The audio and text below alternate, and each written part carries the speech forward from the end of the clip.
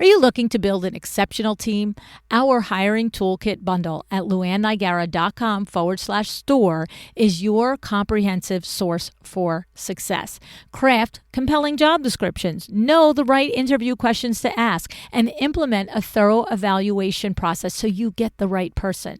These were developed in collaboration with my cousin Eileen Hahn and based on her 40 years of experience in building exceptional teams, plus my insights from 1,000 plus interviews. Our toolkits are tested and proven. Whether you're scaling from 1 to 3 or from 3 to 10 or from 10 to 20, the hiring toolkit bundle provides the guidance that you can use to plan your hiring strategy effectively.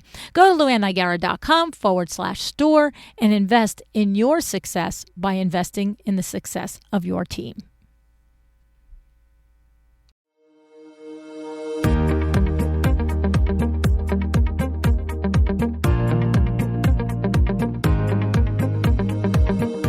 Welcome to A Well-Designed Business. My name is LuAnn Nigara, and I'm so glad you found this podcast. Together with my husband Vince and our partner Bill, we have grown our company WindowWorks from the ground up. So I know and I understand the challenges you face in running your interior design business. I also know that your talent alone isn't enough to ensure your success. So on this podcast, we talk about strategies and practical steps to help you grow your business.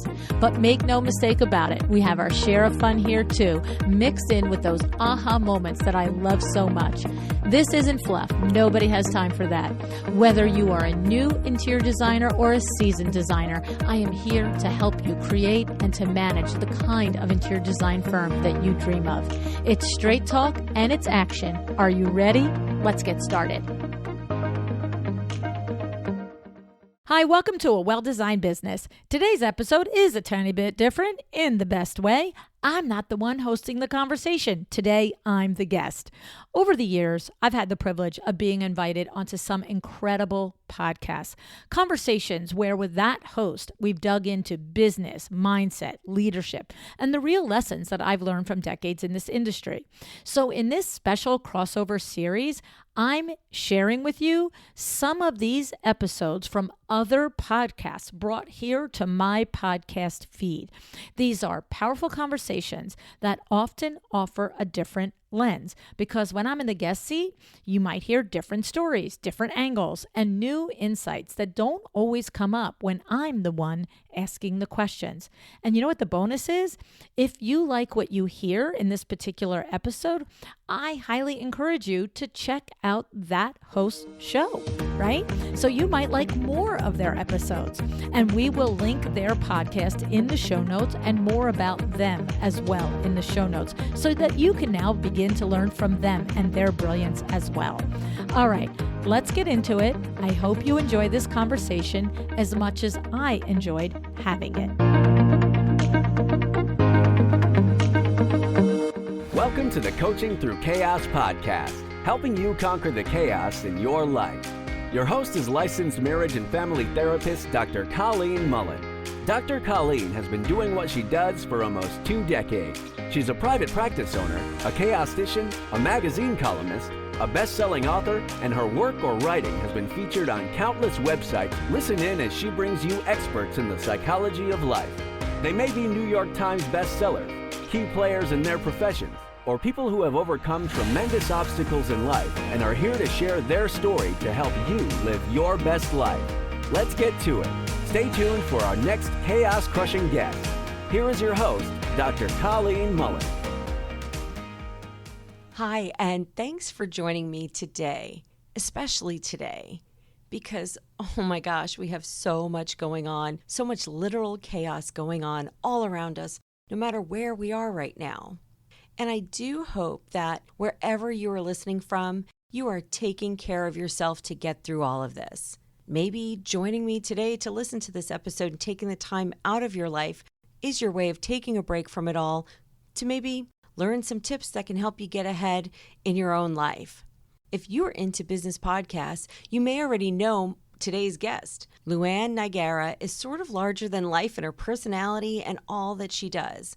LuAnn hosts the Well-Designed Business podcast. She also hosts live events for the people that follow her and know her work. She speaks at major trade shows and conventions. And she's taken her knowledge of the interior design business and put it down on paper, helping other people understand just the world of running a business better. And that book is also titled The Well-Designed Business. But you need to know that LuAnn is not an overnight success story. She made a decision when she was 18 that she was going to get more out of her life professionally, and she has now been in business for over 30 years as the co-owner with her husband of Window Works in New Jersey. She's learned so much about business along the way. Join me as we shift right into this interview.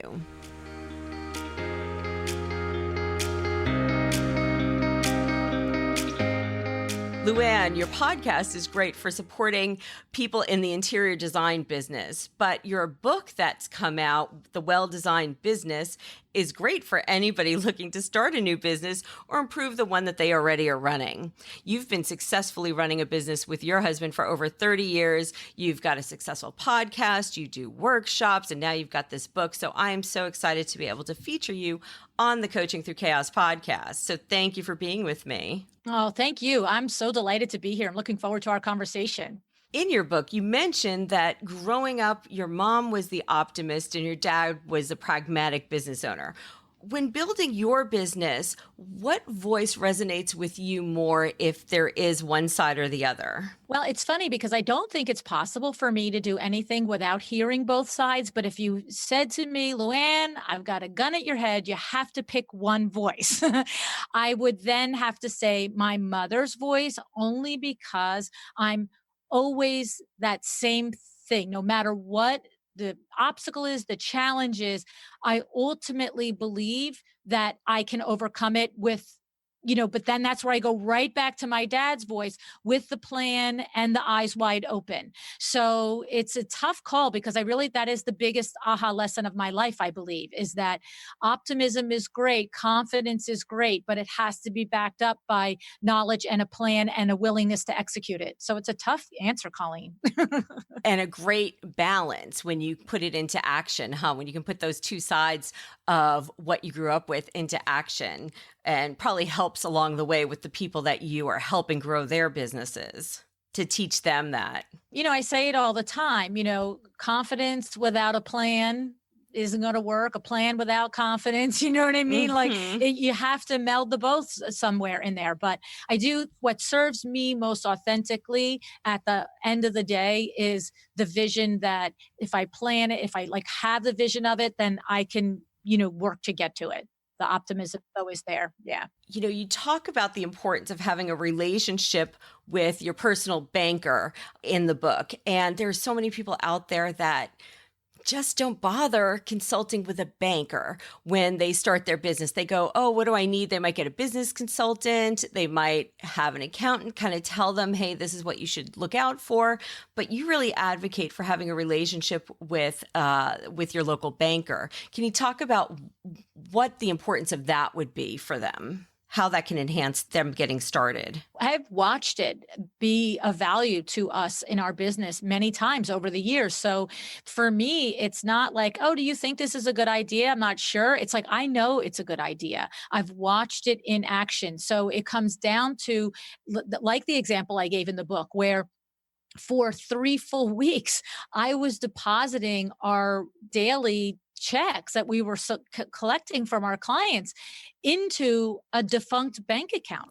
Like we had a stack of deposit slips in the desk that was from a closed bank account of ours. I didn't realize that I had grabbed it from the wrong stack. They should have been thrown away. It was a simple, negligent mistake on our part. But for 3 weeks, I'm making, tens of thousands of dollars worth of deposits, and it's going nowhere. And that morning, the banker called, and his words were, I know something must be wrong because I'm coming in to find every day overdrafts on your account. What's going on? Are you okay? Right. And I'm like, what are you talking about?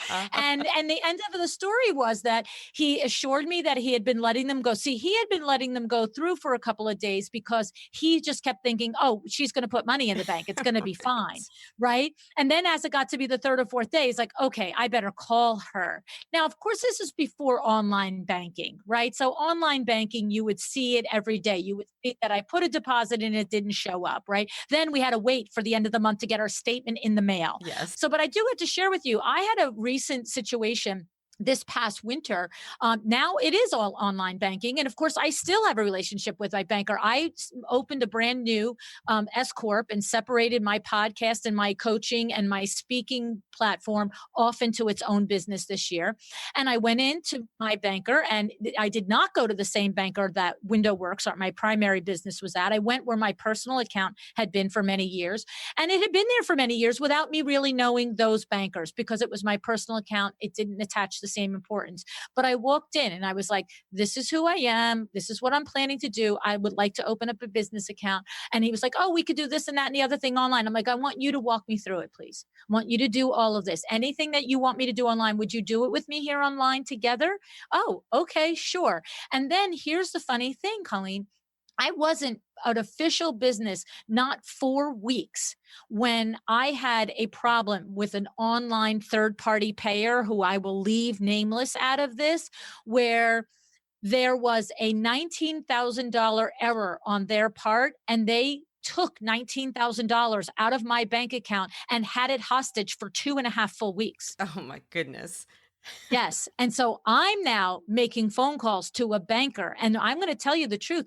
The first time I called him, 2 days later, he hadn't called me back. And I walked in there and I said, I called you 2 days ago. He said, I didn't get the message. I said, you check your voicemail. I said, this isn't going to work if you don't call me back. I said, because I'm only going to call you when I need you. But when I need you, I need you. And he just looked at me and I said, because this is brand new. I can move the money if it's going to be like that. And he was like, no. What's the problem? How can I help you? Hearing that, just like, I felt my stomach turn when you said that amount. And I thought, my wow. And time again, I have access to so many business owners through my networking here in town. And I hear stories like that all the time. And in fact, we have a personal banker in our group so that, we all kind of get familiar with what do we need to know and the importance of having that relationship with the banker. But just because, and that's a great lesson, just because we're used to doing things online now and it's convenient and we can feel like we have more control about these items that are happening, it's still great to have that person who is supposed to be there for you when these disasters come up, that can just kind of intercept and do it way faster than doing anything online would happen. So that's a really valid lesson. Right, because I could see what was happening every day online the way I couldn't 25 years ago, but I couldn't do anything about it. You know what I'm saying? So, that's why I needed his intervention and his help. And the thing about it is I was look, I was kind, I was respectful, but I was very, very direct. I said, if I'm going to make a call and it's going to be 2 days later and you're not going to answer, we have a problem. Because my thing of it is I am his client. I am his customer. And if I'm going to have my money there, it is not a one-way street. It's not me giving you money and you just sitting here watching, YouTube all day at your desk. No. This is me transacting for your services. And like I said, I'm not going to need your services on that level probably once every year. But when I need it, I need it. Absolutely. In another place where business owners can fall short, and this goes on in, I think, every area of business, is not having systems in place. And, and you're really passionate about advocating for people to build systems into their businesses. You shared a story in the book about having a bad experience when you didn't have the systems in place. Can you tell us either that story or share, why you're so passionate about that? I wish there was just one story about not having my systems in place that went bad. So I figured you could pick from them. This is the thing. I say it all the time. It is not my nature. I'm not the spreadsheet girl. I'm not the detail-orientated girl. girl. It is the furthest thing from my nature to even think about doing something the same way every day, to duplicate it and replicate it. Okay. However, I have learned in 39 years in business that this is the saving grace. And this is what makes what I do a business. And what I always say, if you don't have a duplicatable process to what you do, you have a you don't have a business, right? Because if I'm the only person who knows how I exactly deliver my client experience in my business, then what is it? What if I'm out to Bermuda for 3 weeks? Nobody can deliver it the same way I do it. And the thing is, the hard lessons come when the mistakes happen and you are sitting there and you've disappointed a client, or you have disappointed an employee, or you have cost yourself thousands, if not tens of thousands of dollars because you have not stuck to doing it the same way every time so that it can be relied on. And yes, back in the beginning, honest to God, I mean, even to this day, back in the beginning, I was the one 5 times out of 6 out of the system. To this day, I'm going to be 2 times out of 10 out of the system. But the point is that somebody like me, I had to work against my own nature in order to actually understand that it's the system that I want to fight so much, and it's the process that I want to circumvent so much is exactly the thing that is going to yield my success. And if now me being not nature to it, I've had to do lots of workarounds. So my primary business, Window Works, very complicated. Window treatments are very complicated. You can work 5, 6, 7 hours on a single, work order for a single client's, home for their draperies. Mm-hmm. And I learned very early, I can't do that in the middle of the day when my business is open and the phones are ringing and people are talking and clients are coming in. I got to do that at I remember for years I would wait. Okay, so it's almost 5 o'clock. Everybody that works for me is going to be leaving soon. And now from 5 to 10 o'clock, I'm going to get my work done, right? That kind of detailed work that my personality needs everything off the plate so that I can zone in. But that's what I try and tell people is first recognize the value of having that system and process because it's going to save you time, energy, and money. But if it's not your nature, you have to do workarounds so that you can execute it. Yeah, always finding something that can help you get past these obstacles that you're going to have, because there's going to be so many obstacles in running a business, because even if you're really great at what you do, there's all that the business of running your business. So the systems are really great. Thank you for that. Yeah. When this episode comes out, I don't know where we're going to be. Hopefully our society will be some semblance of back to normal, because this will come out a little bit farther down the road.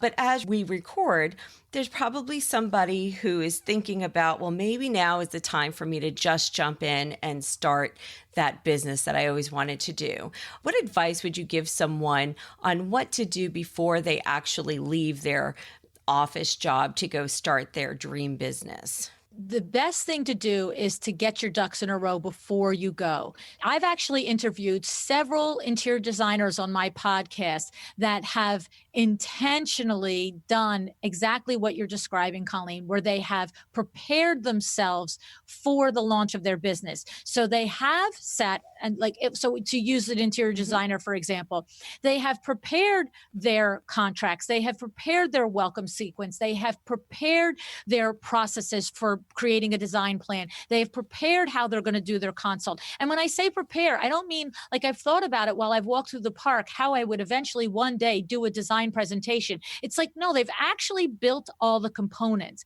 And if you have the luxury of planning the launch of your business, then I would do all of that. I would do all of my research. I would know what I needed to have in place, because now you can hit the ground running. There was a woman recently on my podcast that said, I've been in business. I've had my design firm for 15 years, and now I'm going to take your course. We had a course that we launched.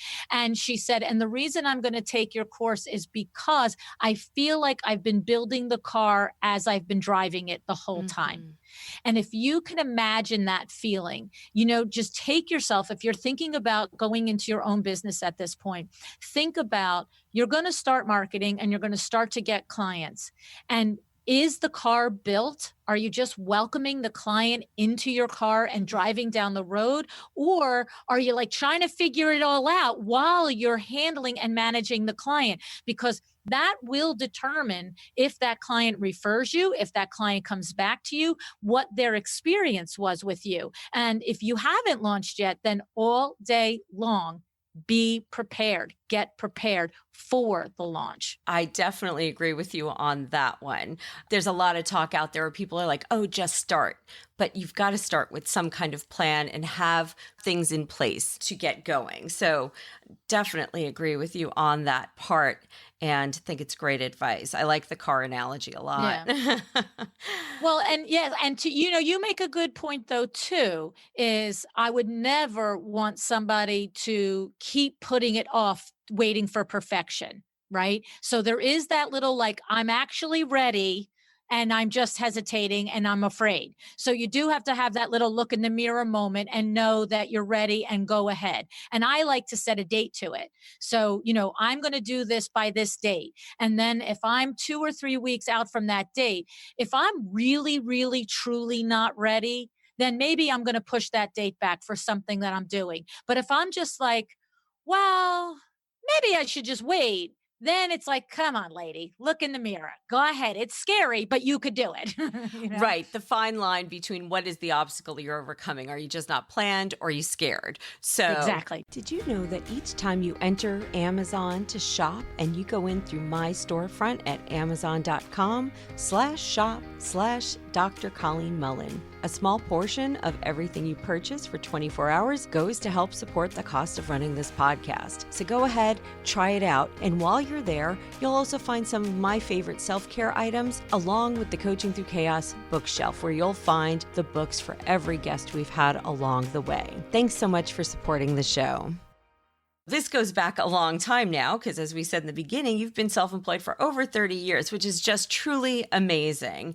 But sometimes it's okay to go back and think about how life might have been. Do you ever think about how life might have gone had you not decided to leave, to follow your own voice and leave your old job? I don't dwell on it any longer, but I know darn well that I knew it then and I've never looked back. I knew it at that moment that, you're talking about the story where I was at the health club and I was, 18 years old and they were offering me the assistant manager's position and telling me how I was the youngest person to ever be asked to be assistant manager and all this other stuff. And, my manager was going to be, she was 24 years old. And, when you're 18 and somebody's 24, they may as well be 100, right? That's right. I just thought looking at the manager was 26, the assistant was 24, and they were basically promoting the assistant to manager in a different location and me going to go as her assistant. So I was like, oh, I'm with the big kids now. I'm the thing, I'm the it girl, right? Oh yeah. In your head, you're probably running the company. Oh yeah. That was exactly, Colleen, that's exactly how by the time 3 hours after I got home, I knew I was quitting because I literally did that. I left work that day and here I am. I'm dreaming. I'm like, oh, well, this is awesome. And you're going to move to that new location and you're going to be the assistant manager. And then, then you're going to be the manager. And then what are you going to be? Then what are you going to be? Because that's it. There's the gym level and then the owner. And I'm like, and what exactly are you going to be then? I'm like, so you're going to be the youngest manager ever. And that's the highest top. That's that food chain right there. And I was like, you're an idiot. And if you're hitting the high of your career at 19, you probably need a new career. Exactly. I was just like, you are. And the thing was, it wasn't like I could say, oh, and from there, I want to build my own gym and I want to have my own business. I had no desire of that. I was wrapped up in, I got promoted to that position because I sold memberships and that's what I do. And that's what my core being is. And my avocation is of a love the study of the sales process and how you create a win-win for both you and for your prospective client. And I came in and I just, I just started selling memberships like there was no tomorrow. Nobody had done anything like that. It was like you come in, that was the Jane Fonda days. I had the leg warmers on and the leotards that I did 6 exercise classes a day. You know what I'm saying? Yes. But I just thought, I don't want to own a gym. And if I did, why would no? And I was like, you are on a dead end. you need to quit. And so I quit. And that was the best thing you've done, huh? Exactly. Well, the best move that you made at that early stage in life, huh? Yeah. Yeah. And you can hear in your voice, like in how you speak, that like you probably could just take over any department of sales and sell things. Like, I don't know. And I say that as a compliment. Some people hear that and they think that it's not a good thing. No, I say that I think it's great. Well, when you've studied it your whole life, that's a compliment. Thank you. No, I hear it and I'm like, oh, of course she's a great salesperson. Listen to her talk. I love that. And you just said that you could sell all these things and you looking for win-win situations for your customers. And in the book, you do talk about don't charge on your needs. You charge on your customers' needs. Tell us what you mean by that. I actually fight that in my own profession as well. So I'd love for you to share with the audience what you wrote about that. Well, what I mean by that is that your product or service has a value. You know what it is. You know what it is. And if you don't, then go Google it. Go Google it. What does interior designers make an hour? What do therapists make an hour? What do bakers make an hour? You know, maybe they make a year. Like there is a going rate for what you do. And then of course, the more confidence and the more expertise and the more value that you add for the way you particularly do it, you can always add more money to charge for that service. But what happens is, and I've watched so many entrepreneurs, you know, you get yourself with your back against the wall. And maybe you're having a slow quarter or a slow month, and you're saying to yourself, whoa, I've really got to bring some sales in. I've got to close some sales down. And now, because you have a need to make payroll or to make the rent payment or whatever it is, you lower your price so that you close that deal.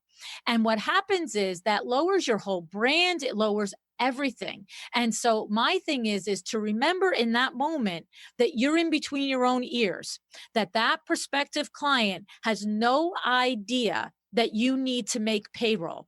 And if the following day you had a $50,000 sale and your payroll was $10,000, would you have dropped your price for that client then in that situation? And if the answer is no, then you are leaving money on the table every time you sell from the place of your need, as opposed to the value you're delivering. And this is something that that I just wish that every business owner would hear, because like I said, I fight it in my own profession, and people, you know, there's all different ranges of what people charge, and you have to remember the value of what your product is, and you sell it based on that. And that is so, I'm right, you're dealing with interior designers and window businesses, but there's everything. I mean, I just think of all the small businesses around, and this may even speak to some people who are going to be listening at this time critically when, you know, the economy is coming back together and things like that. And, you know, they still need to realize that people are out there that will spend the money on what you are giving them as value. It's so true, because the truth of it is you just, the key for me is get out of your head, right? Because even in God forbid this crisis that we are, you know, knee deep in, there are businesses that are actually doing better directly because of the crisis. I mean, it's just a simple fact. There's no good or bad about it. There's no judgment, bad or good or negative about it.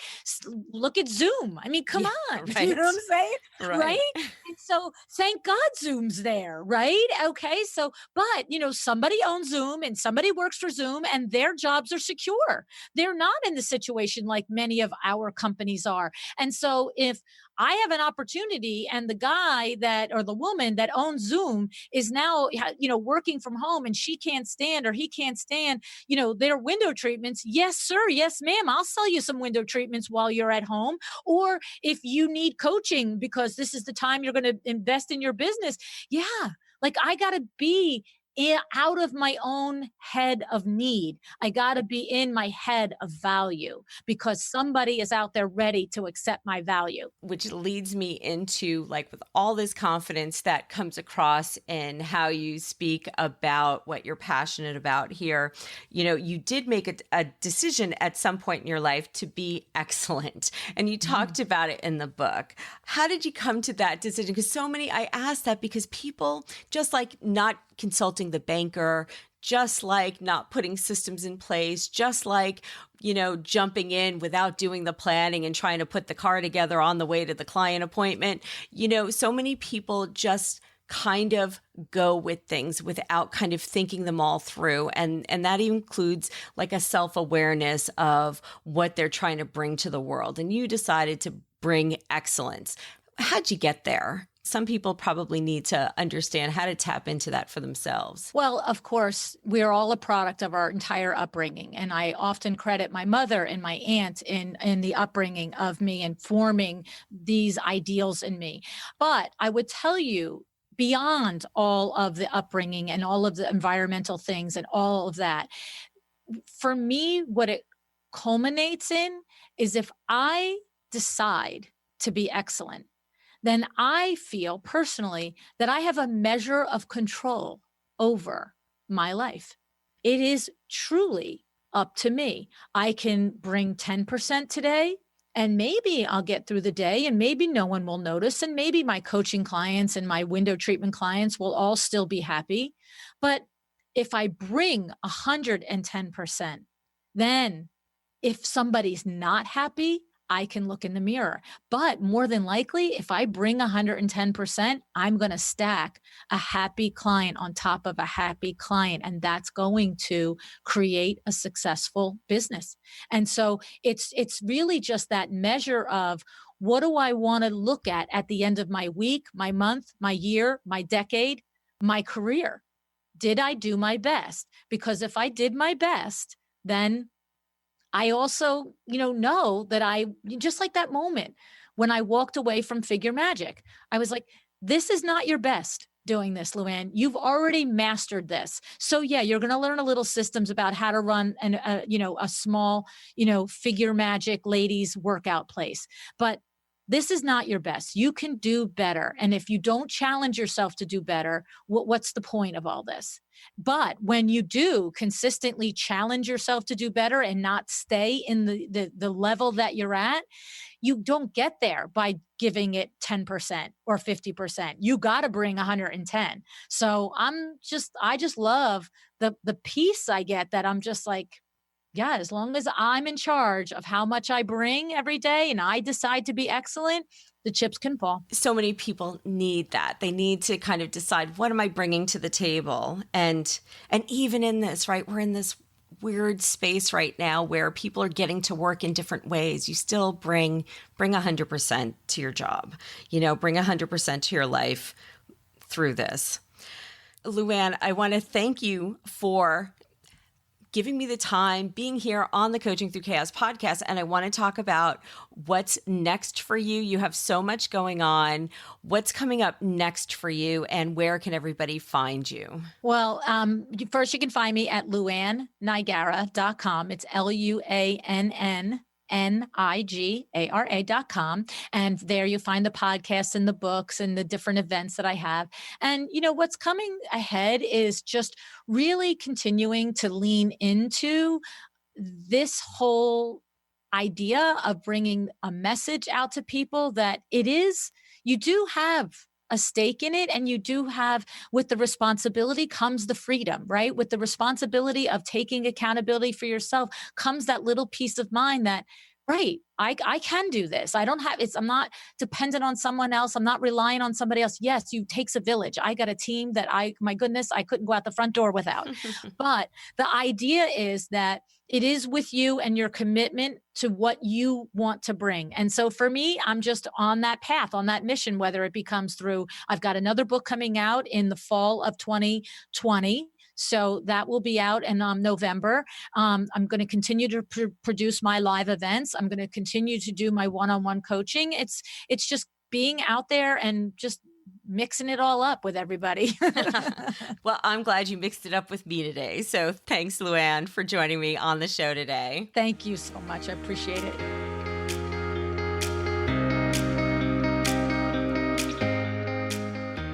Are you building your car while you're driving it?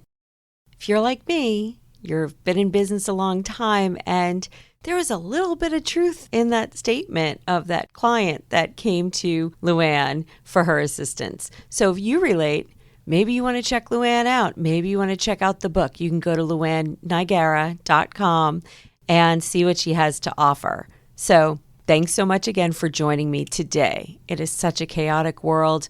We are going to get through this chaos together. I feel like the world is shifting. It's changing. We need to be adaptable. And for those passionate people out there fighting for change, keep going. On my end here, I did find a blind spot when we're looking at all the racial revolution that's going on. You know, I feel pretty good about being anti-racist until I looked at my roster of guests. So my pledge on this end is to bring you a much more diverse and colorful array of guests. It can be really good to discover a blind spot. I mean, that's what sometimes I spend my time doing with some of my clients. So I definitely like to admit when I find one. And so on that end, that's my pledge to you. Moving forward, upcoming, we have a financial advisor. He's a personal friend of mine here in San Diego, and he is so good at predicting the market that he actually prevented his clients from going under in the collapse of 2007, 2008. So if you are concerned about the market right now, your stocks, your investments, this is going to be an episode to definitely tune into. I'm going to start launching episodes every 3 weeks. I've got a new system in place. You know, you heard LuAnn talk about systems. I had to revamp. I had to get new systems in place, and I have them. And so that means we all get to go on this journey a little bit more timely. I'm going to do this every 3 weeks, and I look forward to having you join me on this journey.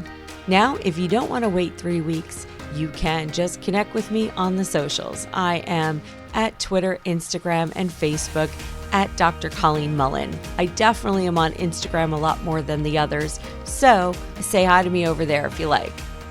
All right, last but not least, I want to say thank you to my editor, Steve Corcio at podcastmanfield.com. If you are looking to launch a podcast and you need an editor who's got some real professional radio experience behind him, Steve's your guy. So go check him out. In the meantime, like I said before, we are going to get through this together. Please be taking care of yourself. All right, we'll do this again soon.